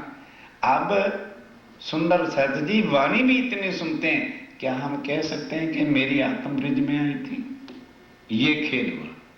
तब उन्होंने कहा भी पहले मैं इनको ब्रिज और रास की सारी लीला याद कराऊं, तभी तो फिर आगे परम धाम का ज्ञान दिया जाएगा। एक कारण था कि राज्य महाराज क्या करें, अब चर्चा सुनाते सुनाते कभी आवेश आ जाता है, तो कभी ब्रिज वाले श्री कृष्ण बन के, कभी रास वाले बन के, कभी जमुना तट पे जो लीला होती थी वो प्रैक्टिकल करके बताते हैं। शुरुआत थी ना, तो सब सुंदर साथ ने क्या समझा कि हमारे धनी श्री कृष्ण अक्षरातीत, यहां भटकना हो गई, ये भूल बढ़ गई। जो तारतम के रट्टे हम लगा रहे हैं, निज नाम श्री कृष्ण जी, नाम वहां नाम ही नहीं, नाम तत्व गुण से पार ब्रह्म परे है। नाम फाल्स बॉडी का होता है, और वहां किसका नाम? कौन कोई पंडित बैठे हैं क्या? अक्षातीत जन्मते और मरते ना। तभी शास्त्रों ने पहले कह दिया ए दुनिया वालों भटक ना जाना, पूर्ण ब्रह्म सबका एक है। तो अभी पहले पिछली रील की याद कराई जा रही है, इसलिए देवचंद जी के तन में बैठ करके वो लीला करते हैं और कभी कभी उस योग माया से प्रसाद के डिब्बे ले आते हैं। कभी कभी अब कान जी उसके गांग जी भाई जी के घर सुंदर साथ धीरे धीरे धीरे इकट्ठा ज्यादा होने लगा, तो गांग जी भाई की एक ही बात थी, भाई सब चर्चा भी यहाँ सुनो, भोजन भी यहाँ करना। तो अब उनकी भाभी थी हीरबाई, वो रसोई में काम करती है। एक दिन संख्या कुछ ज्यादा हो गई, तो उन्हें क्या, जो बड़े से बड़ा टोप था घर में, वो भर के खिचड़ी का दाल का बना रही थी, एकदम उफान जमाया और लगे उतारने, गरम गरम अंगूठा भी जल गया और बर्तन भी टूट गया किनारे से। तब जब आरोगने बैठे तो कहने लगे, हीरबाई ये क्या हुआ? कहने लगे, जो सुंदर साथ की संख्या ज्यादा थी तो छोटे बर्तन से काम थोड़ा चलना था, तो यहाँ तो बर्तन इतना ही था, वो बनाया, उतारने लगे, गिर गया। कहने लगे, तो फिर हमें क्यों नहीं बताया? कल मैं सोने का लेके आऊंगा। और आड़ी का लीला शुरू हो गई। अब जब देखा भाई, अरे श्री कृष्ण जी आते हैं, वो तो सोने के बर्तन देते हैं, अरे चलो चलो कथा में चलो, अपने को बर्तन नहीं मिलेगा, कटोरी तो गिलास लोटा तो मिल ही जाएगा। ये है यहां दुनिया मार करती है। क्यों? जहां चमत्कार वही नमस्कार। दुनिया भागती हो साईं बाबा पूर्ण ब्रह्म है, क्योंकि इलायची से आम बना दिया, वो पूर्ण ब्रह्म। इतनी अंधकार में दुनिया फंसी हुई है। इस तरह से आत्माओं भी भ्रांति में आ गई कि श्री कृष्ण ही हमारे अक्षातीत हैं। अब धीरे धीरे धीरे धीरे एक से दूसरे ने सुनी, दूसरा तीसरे को लाता, तीसरा अपने फ्रेंड को लाता, फ्रेंड को नहीं लाता, उसके अंदर परम धाम की आत्म है। और राज्य ही किसी को फ्रेंड के मीडिया से, किसी को सिस्टर के मीडिया से, किसी को भाई के संबंध से, किसी ना किसी तरह से। तो हम क्या कहते हैं, मैं लाया था इसको, तब तारतम हुआ था। अरे तू कौन है लाने वाला? लाने वाले वो आत्म के धनी है, कारण बना देते हैं और हम अपने देह पर ले लेते हैं। ये भूल कभी ना करना। केवल एक शब्द कि जो कुछ हुआ है राज्य महाराज की मेहर से हुआ है, तो तुम्हारे ऊपर बोझ नहीं पड़ेगा। इस तरह से अब जागनी शुरू होती है, तो उनके कहां तक नाम किए जाएं। अब इस बीच में now come to the point, Jamnagar के अंदर, जामनगर का जो जाम साहब थे, उसका नाम था केशव ठाकुर। उनके घर 5 बेटे थे, लड़की कोई नहीं थी। सबसे बड़ा जो था, ध्यान के साथ, उसका नाम हरवंश ठाकुर था। छोटे का नाम सांवलिया ठाकुर था। नंबर 3 ऊपर से जो तीसरे नंबर पर थे, उनका नाम गोवर्धन ठाकुर था। और चौथे नंबर पर जो थे, उनका नाम महराज ठाकुर था। और 5वें बेटे के जो सबसे छोटे थे, उसका नाम उदो ठाकुर था। अब हर एक के अंदर तो आत्मा होती नहीं। जो महराज ठाकुर है, इनके अंदर परम धाम की आत्म, जिसका नाम इंद्रावती है, वो है। और गोवर्धन ठाकुर के अंदर गुणवंती बाई की आत्मा है। अब इनके घर में पैगाम कैसे आवे, अब ध्यान से सुनिए। गांग जी भाई के घर चर्चा होती है, तो गांग जी भाई के बड़े लड़के, जिसका नाम शांगी था, उसकी वाइफ, उसकी फूई जो है, वो गांग जी और केशव ठाकुर के बड़े लड़के के साथ ब्याही थी, फूई उसके घर थी। तो अब हर कोई रिश्तेदार चाहता है कि मेरे घर यार श्री कृष्ण जी आते हैं, ऐसी लीला होती है, मैं फूई को भी ले आऊं, फुआ को भी ले आऊं। जैसे किसी पत्नी को तारतम मिल जाए ना, अरे महाराज जी कृपा कर वो कभी ये भी आ जाए ना पतिदेव, तो फिर ठीक हो जाए। अरे बाबा तेरा पति शरीर का है, उसके अंदर आत्मा नहीं होगी तो तू झक मार ले सारी उम्र, कभी भी तेरे माफक होने वाला नहीं। अगर वो परम धाम की आत्मा है तो तुझे कहने की जरूरत नहीं हो, तेरे से 2 कदम आगे बढ़ चलेंगे। लेकिन वो तो शारीरिक संबंध से जाके अपनी फूई को कहती है, अरे फूई तू मेरे घर तो आके देख, श्री कृष्ण जी साक्षात आते हैं, कभी कोई मिठाइयाँ लाते हैं, कभी कोई मिठाइयाँ लाते हैं, और इस तरह से हमारा बर्तन टूट गया था तो हमको सोने का टोप भी ला के दिया। अब वो लोकलाज मर्यादा में है, क्योंकि उसके ससुर जामनगर के मालिक हैं, तो भाई उसके बादशाह की एक बहू है लड़के की, तो उसको नियम से हर सम्मान से जाना पड़ता है, तो वो खुद तो गई नहीं, तो अपने छोटे देवर किसको, गोवर्धन ठाकुर को कहते, अरे गोवर्धन यह रोज अजबाई आती है, जा भला देख के आ, गपौड़ संग झूठ तो नहीं बोलती कि वाकई श्री कृष्ण जी आते हैं, तुम फिर आके बताना तो मैं भी जाऊंगी। तो गोवर्धन ठाकुर कहता है, भाभी कोई काम बताओ बाजार से सामान का, ये मेरा काम है, भला मैं किसी औरत के पीछे लग करके किसी के घर में नहीं जाता। तो बड़ी भाभी थी, थोड़ा डांट के कहा, मैंने कहा अच्छा बाबा अच्छा। तो अपनी पत्नी को कहा कि भाई तू जाके देखा, अगर कोई सत्य होगा तो मुझे बताना, फिर मैं चला जाऊंगा। अब वो गई तो रियल था, आते थे श्री कृष्ण जी, बंसुरी बजाना, लीला करना, जो ब्रिज और रास में अखंड थी वही राज्य में लीला यहाँ कर रहे हैं। उसने आके बताया कि पतिदेव आनंद की बातें हैं, जो कहा नहीं जा सकता, आप स्वयं जाओ। अब गोवर्धन ठाकुर आए किन के पास, देवचंद जी के पास।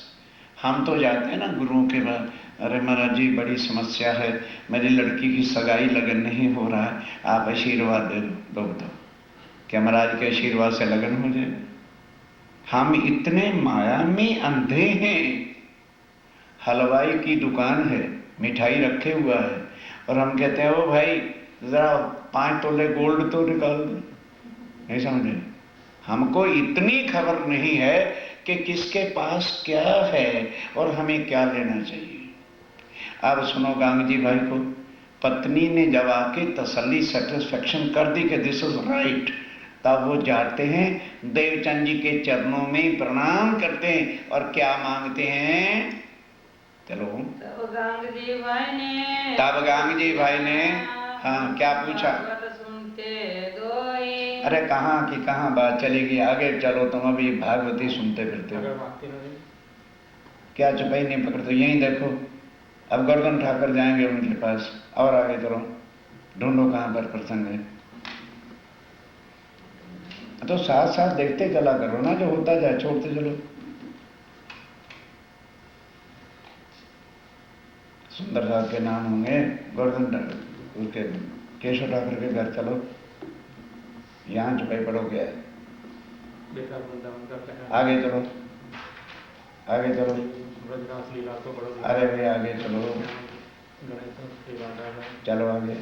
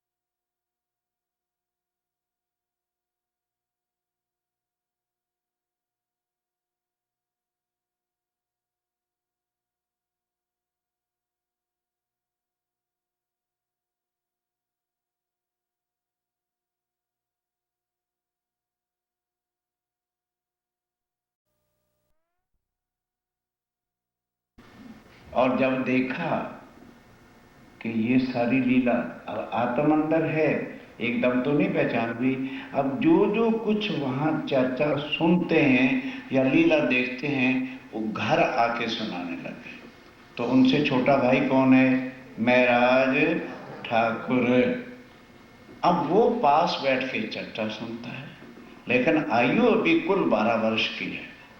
तो इस तरह से सुनते सुनते एकदम आत्म को जो ठोकर लगी, तो भाई को, बड़े भाई को कहते हैं, भैया मैं भी आज अवश्य चलूंगा। कह लगे नहीं, तेरी आयु अभी छोटी है, बाल अवस्था है, तू जाके वहां शोर करेगा, मैं देवचंद जी से पूछे बिना तुम्हें वहां ले जा नहीं सकता। तो वहां जाएं, फिर चर्चा में मगन हो जाए, भूल जाए। 5-6 दिन तक तो ऐसा कहते रहे, और उसके बाद महाराज ठाकुर एक दिन रोते ही रोते पीछे लग गए। और जैसे बच्चे पीछे रोते रोते भागते हैं, तो वो भी रोते रोते चले गए। अब जब गांग जी भाई का घर आया, तो गोवर्धन ठाकुर ने अपना पल्ला छुड़ाया और महराज ठाकुर गिर गए। अब देवचंद जी के पास अंदर जाते हैं और जाके क्या कहते हैं कि सतगुरु महाराज, हे मेरे प्राणनाथ, मेरा एक छोटा भाई है जिसका नाम महराज ठाकुर है। इस तरह से वो कई दिनों से मुझे कहता था कि मुझे भी चर्चा में लेके चलो, पर वो बाल अवस्था थी, 12 वर्ष की कुल आयु थी, तो मैं उसको लाया नहीं। तो आज वो रोते रोते पीछे आ गया है और पीछे घर बाहर पड़ा रो रहा है। तो देवचंद जी क्या कहते हैं, ओ गोवर्धन ठाकुर, तेरी बुद्धि को क्या हो गया? ध्यान दो, जो वस्तु, कम टू द पॉइंट, बालपने में आती है वो बुढ़ापे में नहीं आ सकती, क्योंकि बालपने में हृदय में कोई भी छल, कोई कपट, कोई दुनिया की है, कोई ये सारी चीजें नहीं होती। फिर पूछते हैं, बोल ध्रुव कितने वर्ष का था? 5 वर्ष का। प्रहलाद कितने वर्ष का था? 5 वर्ष का। और उसको भगवान की आदि नारायण की प्राप्ति हो गई थी। और तो उनको ऐसा कहते हैं, जाओ पहले महराज ठाकुर को लेके आओ। मिल गई जो भाई? नहीं, पहले जाओ महराज ठाकुर को लेके आओ। जब तक महराज ठाकुर नहीं आया, तब तक हम आज चर्चा शुरू नहीं करेंगे और ना ही कोई भेद की बात बताएंगे। तब गोवर्धन ठाकुर गए और अब ध्यान के साथ महराज ठाकुर को लेके आए। तब कहा गोवर्धन को क्या कहा? मुझे ले जाओ तुम, मुझे ले चलो। कहा ये मुसो ना, अरे बाबा आगे बढ़ो। तब आज्ञा क्या पढ़ते हो दोपहर को बैठ के? चंद्र जी ने लिया वो बुलाए श्री महराज। हाँ, अब ध्यान के साथ। तब सतगुरु देवचंद जी ने क्या आज्ञा दी कि जाओ महराज ठाकुर को बुला के ले आओ। बाल वही वस्तु आवत, बालपने में जो वस्तु हृदय में आ जाती, क्योंकि शुद्ध हृदय होता है, कोई किसी किस्म का संसार की चिंता नहीं होती, कोई है खाए कहनी होती, हृदय बिल्कुल कोरी पट्टी की तरह से होता है। सो होवे पूर्ण काज, तो उनके भी मन की इच्छा पूरी हो जाएगी। ध्रुव को चरण भगवान के, ध्रुव को भगवान के चरण 5 वर्ष की आयु में मिले थे। 5 वर्ष के थे। बालक का दिल बहुत शुद्ध निर्मल होता है। इस वास्ते महराज ठाकुर को लेके आओ। आने दो, तुम चिंता मत करो। तब गोवर्धन ठाकुर बाहर गए। श्री महाराज जो छोटा भाई था महराज ठाकुर, उसको लेकर के आए। तब आए चरणों लगे। अब ध्यान देना, तब कौन? महराज ठाकुर आके सतगुरु देवचंद जी के चरणों में ले। राज्य किन के अंदर बैठे हैं? देवचंद जी के। यहाँ लोग क्या अर्थ करते? प्राणनाथ जी महाराज सतगुरु देवचंद जी के चरणों में आए, तो क्या 2 प्राणनाथ हो गए? महराज ठाकुर अभी प्राणनाथ नहीं, लेकिन देवचंद जी प्राणनाथ बन गए, क्योंकि अंदर कौन बैठा है? प्राणनाथ, अक्षरातीत बैठे हैं। तो वो तन, अब नाम तो देवचंद्र होगा, पर अक्षरातीत ने धारण कर रखा है। इसलिए महराज ठाकुर आके चरणों में लगे, सिर पर धरे हाथ। तब बस देखा। राज्य महाराज तो आंख से देख लेते थे, देखा कि इसके अंदर, ओहो, इसके अंदर तो परम धाम की इंद्रावती की आत्मा बैठी हुई है। बस नजर ही देखा, मेहर हो गई और सिर पे हाथ रख दिया। और ध्यान देना, 12 वर्ष महीना 12 वर्ष 2 महीने था ऊपर भये 10 दिन ऊपर हो गए। तब श्री देव चंद्र जी सो मिले। तब श्री देव चंद्र जी सो आकर के मुलाकात हुई, उनके चरणों में शीश झुकाया। उन पहचाने मोमिन। अंदर राज्य में बैठे थे, पहचान लिया कि ये तो परम धाम की आत्मा है। अब यहाँ नौतनपुरी वाले क्या कहते हैं, देखिए देवचंद्र जी बड़े हैं और प्राणनाथ छोटे हैं, ये अकल है। अरे भाई, वो शरीर आके झुका कि राज्य महाराज भी छोटे बड़े हो गए। अर्थ उल्टे सुनाना और केवल सुंदर साथ को गुमराह करने के बिना इन लोगों को और धंधा ही कुछ नहीं। अभी वो प्राणनाथ नहीं हुए, प्राणनाथ उनके तन में बैठे हुए हैं। उन्होंने पहचाना कि ये तो परमधाम की आत्मा है और तत्क्षण अपनी मेहर करके उसी दिन ही उनको तारतम दे दिया। मिलाप श्री देवचंद्र जी का, देवचंद्र जी से मुलाकात हुई। सोबत श्री जी साहेब, और यहाँ उनकी श्री जी साहब जी की सोबत वहां हो गई।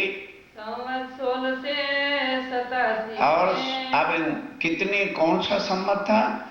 1678 में श्री राज्य महाराज देवचंद जी के तन में आके बैठे और 1675 में महराज ठाकुर का जन्म हुआ। प्राणनाथ की जयंती नहीं हुई, हम सब कुछ भूल चुके हैं।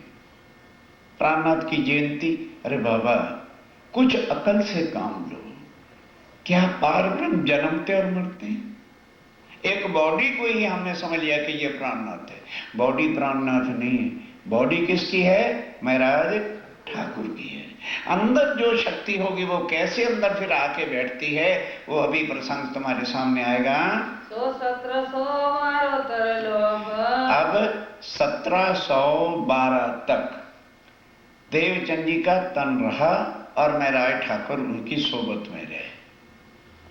1687 से लेकर 13 वर्ष वो और 12 साल ऊपर जो 1712 का थे, 25 वर्ष जो है उनको उनके चरणों की सोबत मिली।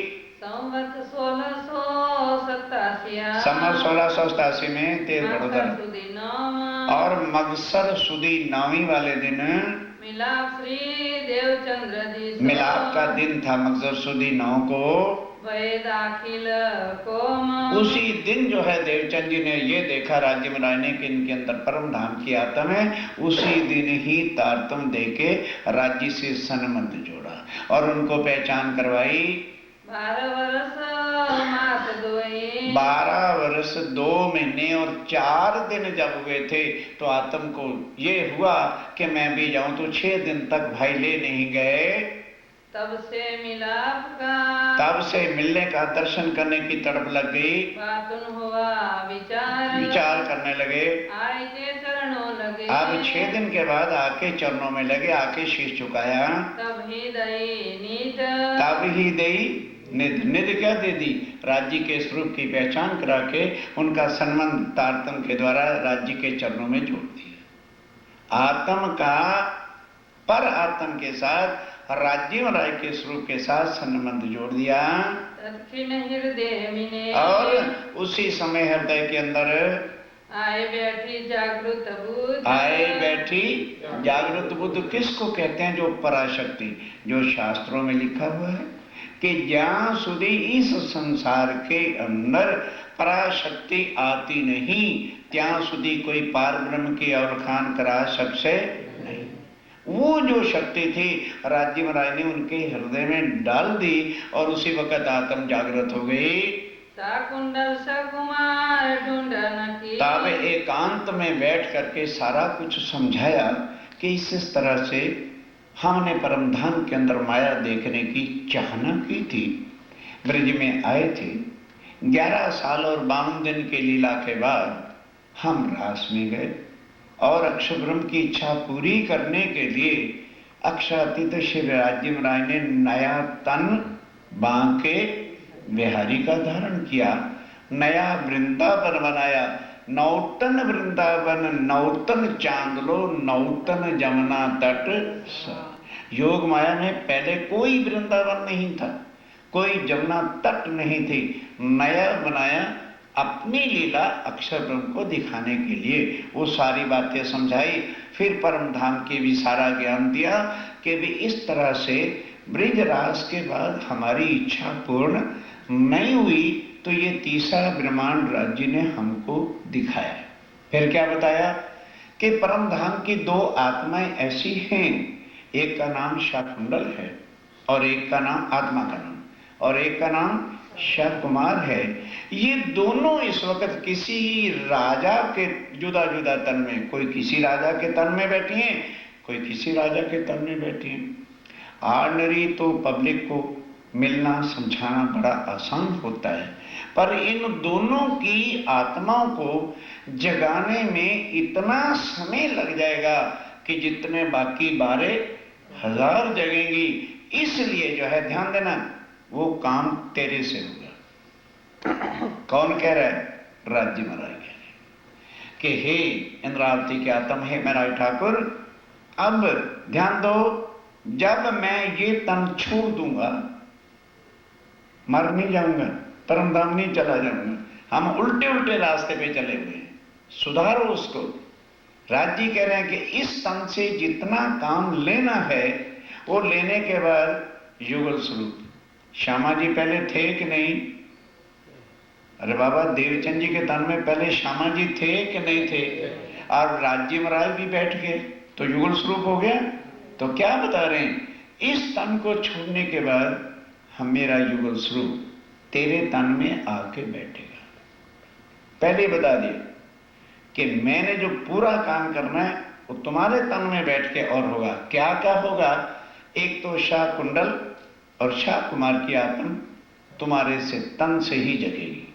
नंबर 2, लिखा हुआ है कि साका साहलवान का जब 1600 पूर्ण होगा तब पूर्ण ब्रह्म कुंभ के मेले पर जाकर सब हिंदू धर्मों के आचार्यों के सामने जाहिर हो जाएंगे और दुनिया स्वीकार करेगी कि तुम ही पूर्ण ब्रह्म सच्चिदानंद अक्षरातीत हो।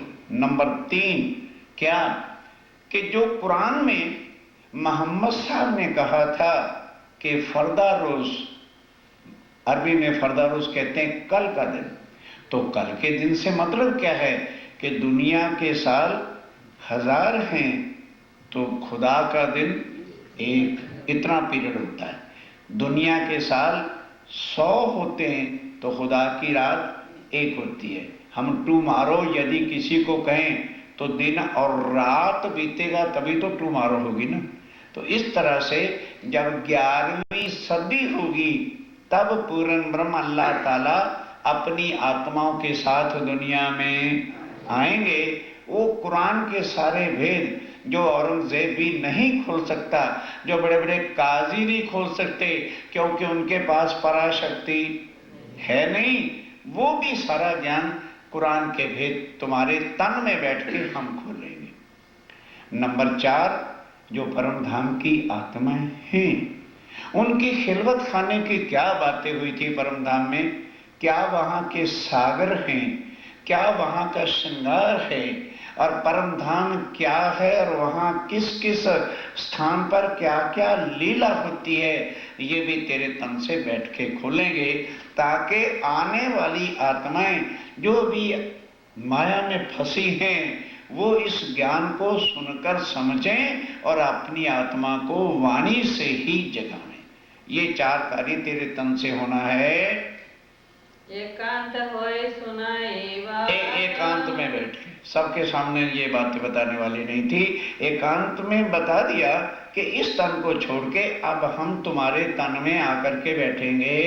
मूल स्वरूप उनके हसत है। अब ध्यान दो कि बाकी आत्माओं के जो मूल स्वरूप हैं, जैसे स्वप्ने में हम कोई डरावना सीन देखें, मानो स्वप्न आया और हम पड़े तो हैं इधर पलंग के ऊपर सो रहे हैं और सपने में देखा कि मैं जंगल में गया हूं और एक शेर मेरे सामने आ गया।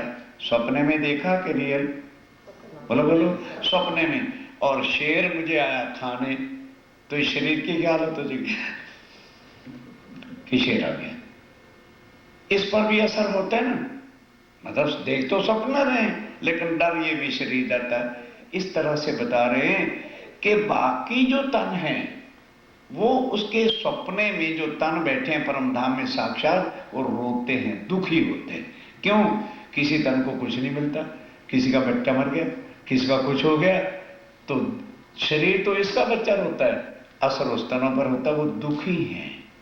लेकिन ये दोनों के तन जो है वो हंस रहे हैं, क्योंकि दोनों कहां हैं? राजा बने हुए हैं। इसलिए जो है इनको जगाना कुछ कठिन पड़ेगा। एक वो खेल में है अपनी जात, पर परम धाम की आत्माएं हैं, ये सोच ले तू। ये तब ये चित्त में ग्रह लई, तब ये बातें चित्त में रख ली कि ठीक है, सतगुरु महाराज कह रहे हैं, जब होगा तो हमें क्या मतलब है, राज जी जाने। मतलब इतनी कोई इंपॉर्टेंस नहीं दी, लेकिन फिर भी दिल में ये बात रख ली, भाई वो समय आएगा, राज मेरे तन में बैठेंगे, फिर जो होगा देखेंगे। इशारे से सब समझा दिया, भविष्य की सारी बात बता दी, ये होने वाला है। और बीज कुरान का, और कुरान का जो बीज जो आज दिन तक कोई काजी कोई मुल्ला बता नहीं सकता, वो भी सारी बातें बता दी कि वो तेरे तन में बैठ करके हम खोलेंगे। तो देखी श्री देवचंद्र जी में तीत, देवचंद जी ने सब कुछ बता दिया। फौजी बायवन को, अब ध्यान देना, एक दिन चर्चा कर रहे थे, कौन? नाम तो देवचंद्र तय कर लिया जाएगा, अंदर राज्य महाराज बैठे थे। तो एक यवन स्त्री मुसलमान ने, और वो विडो हो गई थी। तो भाई संसार में रह के पेट तो पालन ही करना पड़ता है, तो वो होलसेल मार्केट में से वेजिटेबल लेकर, जैसे इधर तो खैर नहीं है, उधर इंडिया में तो चलता है, रेडी पर रख लेते हैं लॉरी पर, और वे गाजर ले लो, मूलू ले लो, आलू ले लो, पालक ले लो, इस तरह से। तो वो गली में आकर के, खोजी बाई मुसलमानी उसका नाम है, विडो भी है, एक तो नीच जाति, दूसरी विधवा। और जब सब्जी बेचने की आवाज आई तो अंदर बैठे राजी ने आवाज सुनी, कहते भाई गांव जी भाई जल्दी जा बाहर, ये जो आवाज दे करके साग बेच रहा है या बेच रही है उसको जल्दी ले गया। ले आए, और उस समय में राय ठाकुर थे, सब लोग बैठे हुए थे, उनको सब्जी बेचना हटाया और उसको ला इला इल्ला, अरबी भाषा है, फर्क कुछ नहीं। हम कहते हैं अक्षर, वो कहते हैं ला, हम कहते हैं अक्षर, वो कहते हैं इला, हम कहते हैं अक्षराती, तो वो क्या कहते हैं इल्ला। उसको उसी भाषा में समझाया और तुरंत तारतम दिया, और तारतम देके उसको सेवा दे दी कि आज के बाद तूने ये बेचना नहीं है। तब वहां पर महाराज ठाकुर बैठे थे, कहने लगे हे सतगुरु महाराज, क्या मुसलमानों के अंदर भी अपनी आत्माएं परम धाम से आई हैं? समझिए एक एक बात को। हमें कोई रही भाई वासना जान, ये परम धाम की आत्मा है, इसका नाम रही भाई है। तब पूछी श्री जी साहेब, अब ध्यान के साथ तब महाराज ठाकुर सवाल करते हैं कि हे धनी, क्या इनके अंदर भी अपनी आत्माएं उतरी हुई हैं क्या? तब श्री देवचंद्र जी ये कहा, तब राज्य महाराज जो देवचंद जी के तन में बैठे हैं क्या उत्तर देते हैं?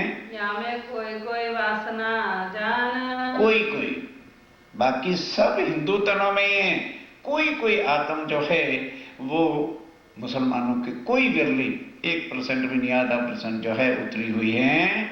और इनके कुरान में, अब क्या बता रहे हैं कि इनके कुरान में भी हमारे प्रमाण हैं, कुरान में भी प्रमाण है, बाइबल में भी प्रमाण है कि कलयुग में कौन आएगा, God will come for his chosen person. Bible पढ़ के देखो कि वो जो पूर्ण ब्रह्म है वो अपनी आत्माओं के लिए जगत में आएगा, उसके आने का कारण उनकी आत्माएं होंगी, पर वो दुनिया में आएंगे।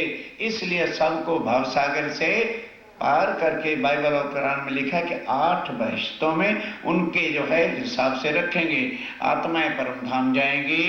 है अपनी पहचान। कुरान के अंदर भी अपनी पहचान लिखी है। हम तो इन कुरान को, अब देवचंद जी कहते हैं मैंने कुरान को देखना बहुत चाहा, पर सुंदर साथ ने मुझे देखने ही नहीं दिया, हिंदू पने में ही रह गए ये लोग।